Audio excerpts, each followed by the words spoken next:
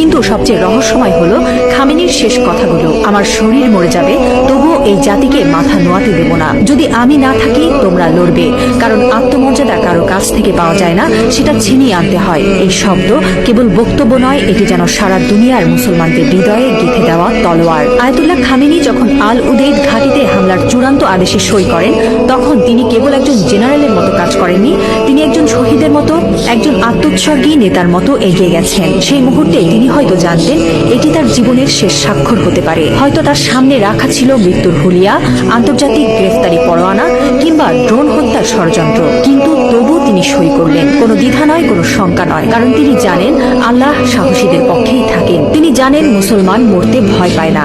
যারা আল্লাহর পক্ষে থাকেন তারা জানে মৃত্যু মানেই পরাজয় নয়, বরং আত্মত্যাগী বিজয়ের শুরু। এই একজন মানুষ এখন আর কেবল ইরানের নেতা নন, তিনি হয়ে উঠছেন সারা বিশ্বের মুসলিম উম্মার প্রতীক। একজন বিশ্বাসী, একজন অটল মুজাহিদ, একজন সাহসী পিতার মতো তিনি বলছেন, আমি থাকি বা না থাকি তোমরা লড়বে। হ্যাঁ মুসলিম উম্মাহ, তোমরা মাথা নিচু করো না। লা ইলাহা ইল্লাল্লাহ, আল্লাহ ছাড়া আর কোনো ইলাহ নেই।